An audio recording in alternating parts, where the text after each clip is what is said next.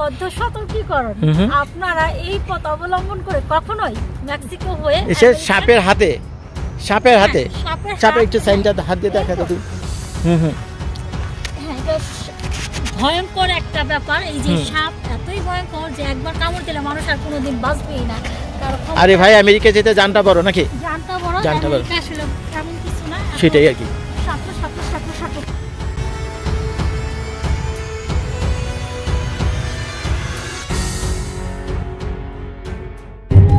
আসসালামু সবাইকে, কেমন আছেন আপনারা? নিশ্চয়ই ভালো। তো যেখান থেকে এই মুহূর্তে আপনাদের জজমের ভিডিও দেখছেন, সবার প্রতি প্রাণের শুভেচ্ছা। তো আজকে আপনাদেরকে নিয়ে এসেছি আমি এই ক্যালিফোর্নিয়ার জশুয়া ন্যাশনাল পার্কে।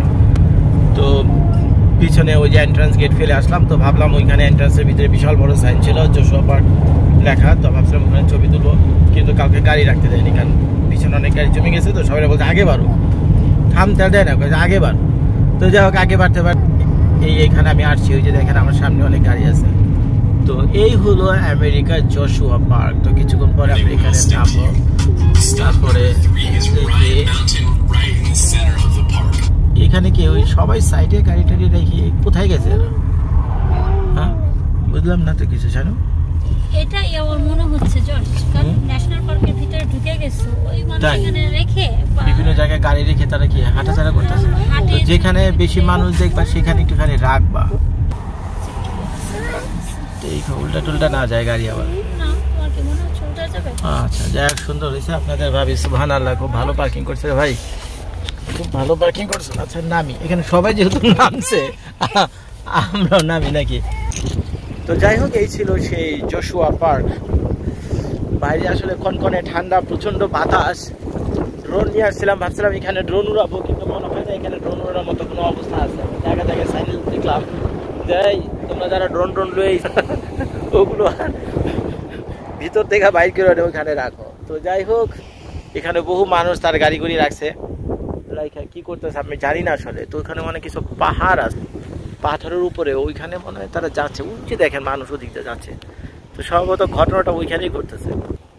তা আসলে আমি জানি না আমি আসলে কি দেখবে এখানে, কি জন্য আসছি। তো একটা জিনিস আমি বুঝতে পারতেছি, সেটা হলো আমি গুগলের রিভিউ দেখে আসছি, এবং অনেক ভালো রিভিউ ছিল এটা। প্লাস এটা যে প্রাকৃতিক দৃশ্য দেখতেই পাচ্ছেন আপনারা, যে ক্যামেরাটা আমি এখান থেকে ঘুরে ধরতেছি, দেখার মতো আর কি, এতে কোনো সন্দেহ নাই। তো এখন বাচ্চাদেরকে নামিয়ে নিয়ে আসি, তারপরে দেখি এখান দিয়ে যাই। তো সবাই ওই পাহাড়ের দিকে হাঁটা ধরছে, বুঝছে না কি জানো?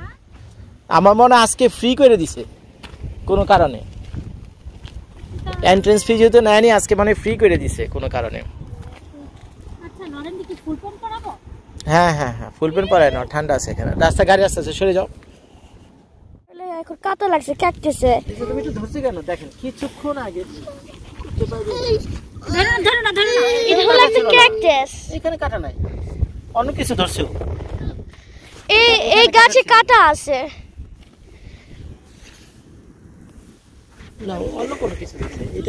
এখানে অনেক ছোট ছোট কাটা দেখছি। তো এরা আবার ছোট আপর কাটা লাগছে, আমার ছোট আপর অনেকগুলো কাটা লাগছে। একটা ক্যাকটাস হলো একটা ডেজার্টের ভিতরে থাকে, এটা একটা ডেজার্ট প্ল্যান্ট। আর ক্যাকটাসের ভিতরে অনেকগুলো কাটা আছে, যেটা অনেক ব্যথা করে আর চামড়া ভিতরে ঢুকে। এই যে আমার মা আর আমার বাবা আমার ছোট আপুর হাত থেকে ওই কাঁটাগুলো এখন বের করছে। বুঝলো আমার আপুর হাত। আসতে পারতেছে না, আসো। তিন বছর সেখানে, হ্যাঁ হ্যাঁ মারতেছে। এই যে এখানে যে মাটিগুলো দেখছেন না, এখানে মরুভূমিতে যে ধরনের মাটি দেখেন আপনারা, এটা কিন্তু না, এটা হলো পাথুরে বালু, সব হলো পাথুরে বালু। আর এই যে জশুয়া পার্ক থেকে আপনাদের জন্য রেকর্ডিং করছি, এখানে ওদের ওয়েবসাইটে তো লেখা আছে প্রায় কয়েক হাজার প্রজাতির বিভিন্ন ধরনের উদ্ভিদ আছে, কয়েক হাজার প্রজাতি। তো এই যে মনে করেন এই যে ছোট বড় এগুলি থেকে নিয়ে শুরু করে, তারপরে যে এই প্রজাতি আছে, তারপরে ওই যে দেখছেন আনারসের গাছের মতো দেখতে এই আরেক প্রজাতি, তারপরে আবার এইটা হলো আরেক প্রজাতি, দেখছেন কিভাবে সারা শরীরে কাটা দেয়া। তারপরে আছে আপনার মনে করেন এই যে আরেক প্রজাতি দেখি, আর তো চারদিকে শুধু পাথর আর পাথর, পাথর আর পাথর। এখান দেখেন এই যে মানে কিভাবে যেটা সৃষ্টি হয়েছে, কেমনি কি একমাত্র আল্লাহ ছাড়া কি বলতে পারবে না। দেখেন এত বড় বিশাল বিশাল পাথর, পুরোটা পাহাড় হলো পাথরে, পুরো পাহাড়টাই হলো পাথরের, অন্য কিছু না। এমন বালু বা মাটির বলে কোনো কথা নেই, পুরাটাই পাথরে। দেখছেন এই যে আমি ক্যামেরা যাচ্ছি, একটু আগে আমি এখান থেকে উঠে উপরে গিয়েছিলাম, একটু দেখাই। তো এখানে জায়গায় জায়গায় দেখবেন আপনি সাপের বাসা। এই যে দেখেন এই যে গর্তগুলো দেখছেন না, এই যে গর্তগুলো দেখছেন, এগুলো কিন্তু সাপের বাসা। ওই যে এখান থেকে গর্ত করে না, এখানটা ভাইরা কোন দিক দিয়ে গেছে কে জানে। তো আপনারা তো এসে র্যাটল স্নেকের নাম শুনছেন না? র্যাটল স্নেক এটা কিন্তু খুব খাতারনাক স্নেক, বিশেষ করে পাহাড়ি এলাকাতে, এই অ্যারিজোনা ক্যালিফোর্নিয়ার বিভিন্ন মরুভূমি এবং পাহাড়ি অঞ্চলে এই খাতারনাক স্নেকটা দেখা যায়। তো সেই র্যাটল স্নেক ওখানে বিভিন্ন জায়গায় সাইন দেওয়া আছে, খুব সাবধান থাকতে বলছে র্যাটল স্নেক থেকে। তো আমরা সাবধানে আছি, কোনো সমস্যা নাই। তো এই হলো অবস্থা। দেখেন এই যে গাছগুলো যেটা আছে, এই গাছগুলোর নামই হলো জশুয়া ট্রি। এই গাছগুলোর নাম কি? এই গাছগুলোর নামই হলো জশুয়া ট্রি। ওই যে দূরে চারদিকে দেখা যাচ্ছে অসংখ্য জশুয়া ট্রি এখানে আছে, সামনে হয়তো আরও পাবো আমি। তো এইটা দেখার জন্য এখানে প্রতি বছর প্রায় কয়েক মিলিয়ন লোক আসে এটা দেখার জন্য।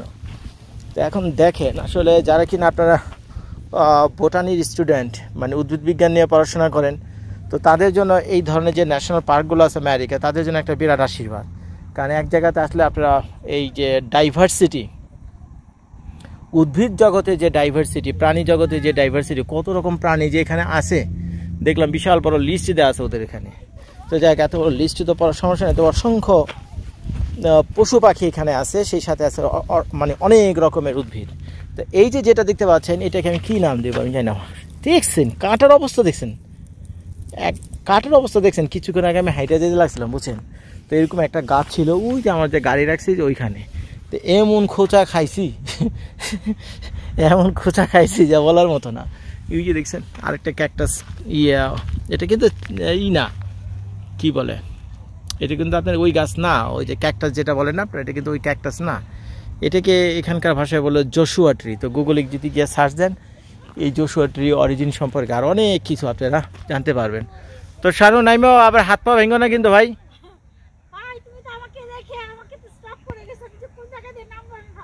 যে দিক দিয়ে উঠছো দিক দিয়ে নাম, অরিন বাবা চলে আসো।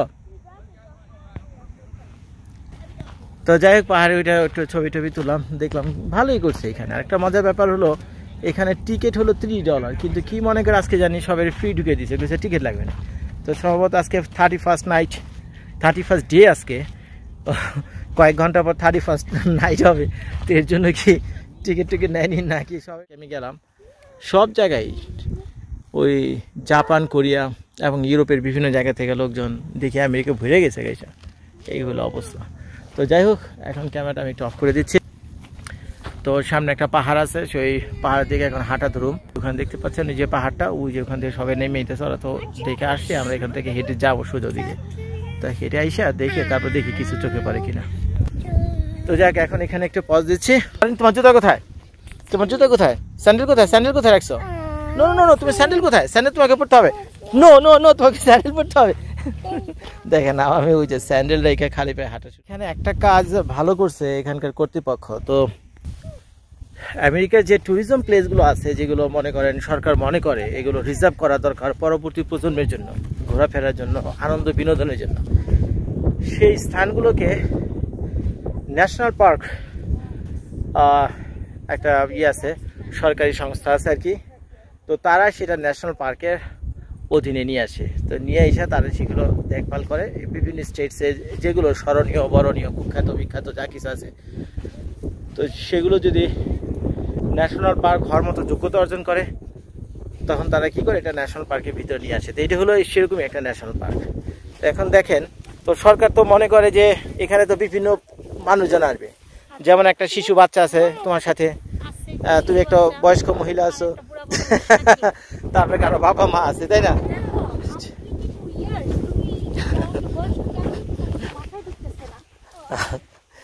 আচ্ছা আচ্ছা ভাই, বুঝছি তুমি 22 ইয়ার্স। আচ্ছা, কোনো সমস্যা নাই, 22 ইয়ার্স করলে সমস্যা নাই, 42 ইয়ার্স বলে কোনো সমস্যা নেই, কারণ তোমার এখন বিয়াও হয়ে গেছে। তো যাই হোক, যেটা আমি বলছিলাম, প্রসঙ্গে ফিরে আসি, সেটা হলো তো তখন বিভিন্ন শ্রেণীর লোকজন যখন এখানে আসবে, আমরা যে গাছটার এখানে ছবি তোলার জন্য আমি আসছি। এই যে এই গাছটা, এই যে 3-4টা গাছ আছেন এখানে, এই 3-4টা গাছের ছবি তোলার জন্য সবাই গাড়িগুলো রাখছে এখানে।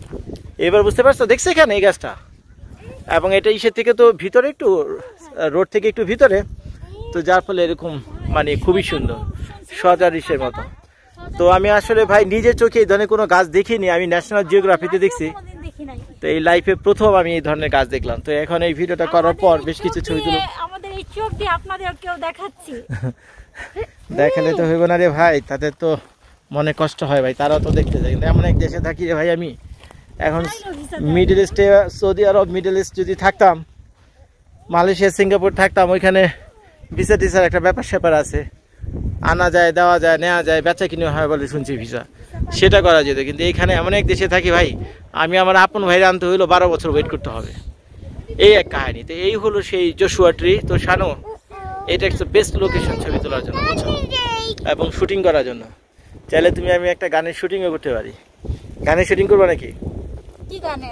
বেদের মেয়ে জ্যোৎস্না আমার কথা দিয়েছে, জশুয়া ট্রির নিচে দেখা করতে আসবে। হ্যাঁ, গানটা কেমন হয়, গাইবে নাকি গানটা? বেদের মেয়ে জ্যোৎস্না আমায় কথা দিয়েছে, এই জশুয়া ট্রি গাছের নিচে দেখা করতে আসবে। তো এই সেই জশুয়া ট্রি গাছ। ওই আমার মেয়ে একদম ভবিষ্যৎ ইউটিউবার, সে ছোট ছোট ভিডিও করতেছে। কিছু লাগবে না, কারণ তোমার যে জুতার অবস্থা, কিছু লাগার অবস্থা। তো যাই হোক, তো দেখেন চারদিকের অবস্থা, আল্লাহ পাক কত সুন্দর করে তৈরি করছে। তো এই জশুয়া পার্ক যেটা আপনাদেরকে দেখাচ্ছে, এটা ক্যালিফোর্নিয়া থেকে রেকর্ডিং করা, এই ভিডিওটা করা কি। হ্যাঁ হ্যাঁ হ্যাঁ, দেখো আমার মেয়ে, দেখেন আমার মেয়ে এই পাহাড়ের ভিতরে, সে নিজে একা আগে বেরিয়ে গেছে, ওই সবার আগে আগে থাকে। তো যাই হোক, এখনো পর্যন্ত কোনো প্রাণীর দেখা আমি পাইনি, পশু প্রাণী কোনো কিছুই দেখিনি। তবে কতগুলো মানুষ নামক প্রাণী এখানে আছে আশেপাশে, তাও আবার আমেরিকান না, এটা অন্য দেশ থেকে আসছে। তো এখন এই হলো জশুয়া ট্রি, এই হলো জশুয়া পার্ক। তো অনেকে দেখলাম এই পাহাড়ের উপরে উঠতেছে দিক দিয়ে গিয়ে গিয়ে। তবে আমি মনে হয় না পাহাড় উপরে ওঠা দরকার আছে এই পোলাপার নিয়ে, কারণ এখন সামনে গাড়ি চালা দেখি এটা কত দূর পর্যন্ত। জানো এটা কত বড় এলাকা? 8 লাখ একর। এখন 8 লাখ একর কেমনে বুঝবা জানো? তুমি যে বাড়িতে থাকো সেটা হলো কোয়ার্টার একর, 1 একরের 4 ভাগের 1 ভাগ হলো তোমার বাড়ির আয়তন, এরিয়া। এখন ওইটার হলো একটু সামান্য ধুলার মতো অনেকটা প্রায়। আর এখন যেটা যা মানে এই যে ন্যাশনাল পার্কে দাঁড়িয়ে ভিডিও শুনলাম, এটা বলে 8 লাখ একর। চারটিখানি কথা, কত লাখ একর? 8 লাখ একর। তো যাই হোক, তো আর ঘুরে ঘুরে আমরা কি দেখুন তা তো জানি না, তবে গাড়ি নিয়ে আমরা সামনে আরো আগে পারি। তো জশুয়া ট্রিতে এখানে অনেক কিছু দেখলাম, সেটাই সেটাই সেটাই খুব ভালো লাগলো আর কি, খুব ভালো লাগলো। ফ্লোরিডাতে এখানে নাই, আর পৃথিবীতে এটা দ্বিতীয় কোনো কপি নাই।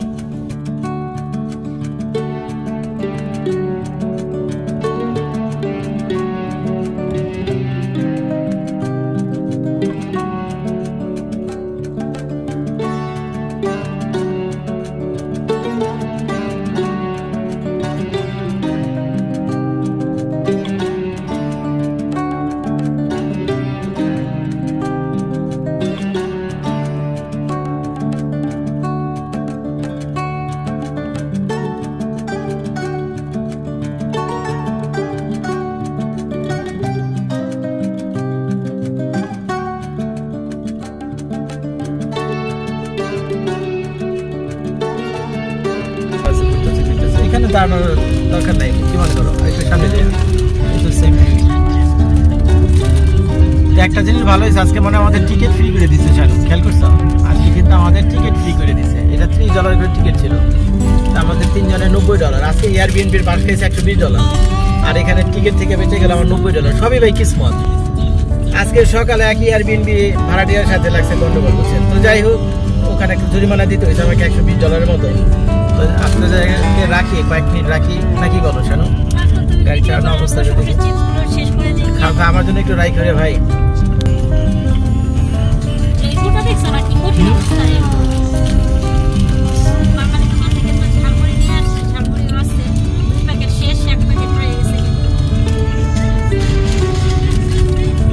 দেখছো এত জায়গা গেছে, বিশ্বের এত সুন্দর জায়গা আমার চলে পারি। তবে ছবিগুলো আসছে খাতারনাক।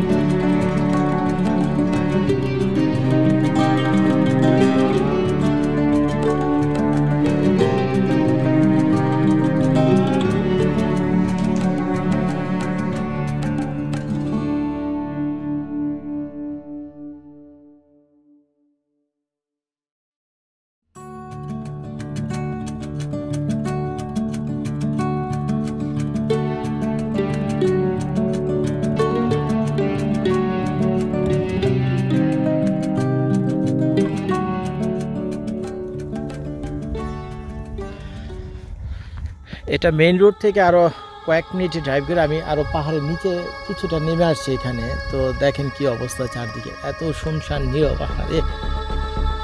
আর বাংলাদেশে বেড়ানোর জায়গা নেই, আর শান্তিতে বউ বাচ্চা কাচ্চা একটুখানি কোথাও বেড়াবেন তার কোনো উপায় নেই। আর এইখানে আমেরিকাতে বেড়ানোর জায়গার অভাব নাই, একের পর এক ন্যাশনাল পার্ক, একের পর এক ন্যাশনাল পার্ক।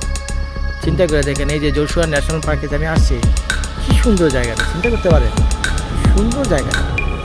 মানুষ দেখি গাড়ি নিয়ে আরো অনেকে ভিতরে যেতেছে। আমার মনে হয় কি শানো, গাড়ি নিয়ে একটু ভিতরে গেলে মানে ভালোই নাকি, আর কি আছে, অবশ্য এই থাকবে আর কি আর থাকবে। তো চলো এখানে এসে কিছু ছবি তোলে। এটার লোকেশনটা খুবই ভালো, তবে এখানে একটা মরা ধরা জোশুয়া ট্রি আছে, একটু কঠিনগুলোর সামনে ছবি তুলতে, বাট এই পাহাড় ছিল না, তুমি পাহাড়টা ওই ছোট ছোট বাচ্চারা আছে দেখেন, সাইকেল আছে, এইসব জায়গায় ঘুরতে হলে শানো সাইকেলের কোনো বিকল্প নাই। গাড়িটাকে এক জায়গায় রাখে সুন্দর সাইকেল নিয়ে কিন্তু মাইলের পর মাইল যাওয়া যায়। তো বুড়ো বয়সে আমার একটা ইচ্ছা আছে এই ধরনের একটা আরভি কেনার। হ্যাঁ দেখছেন, বাবা মা হয়তো দুটো ছোট ছোট বাচ্চা আছে, ওই যে দেখেন সাইকেল টাইকেল নিয়ে আরভি নিয়ে রওনা হয়েছে। দেখি বুড়ো হলে আমি একটা আরভি কিনি, কি বলো শানু বিবি?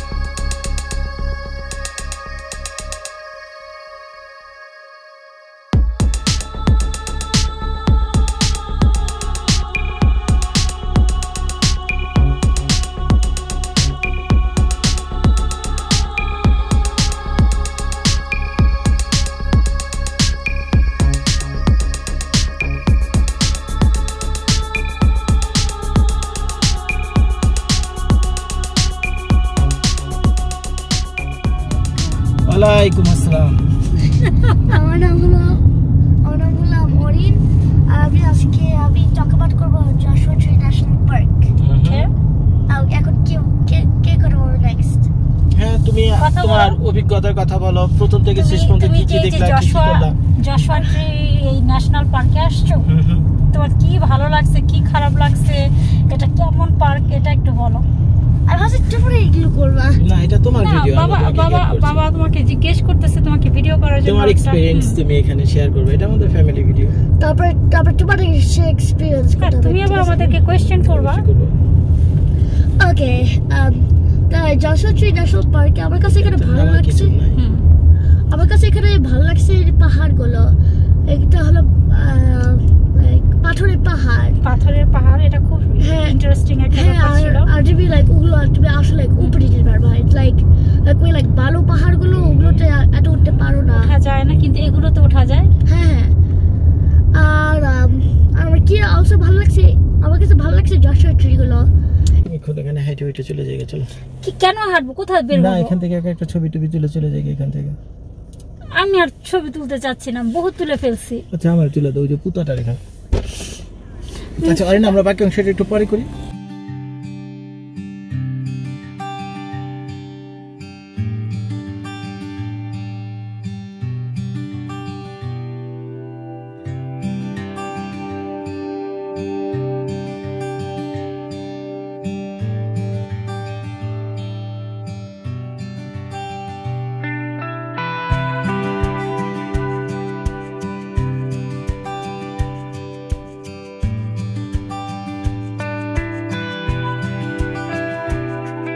দেখেন এই সে যখন আসবেন না আপনারা ওই জোশুয়া ন্যাশনাল পার্কে যখন আসবেন, জোশুয়া ট্রি ন্যাশনাল পার্ক আসবেন, এই যে দেখেন এগুলোকে বলা হলো র্যাটেল স্ন্যাক।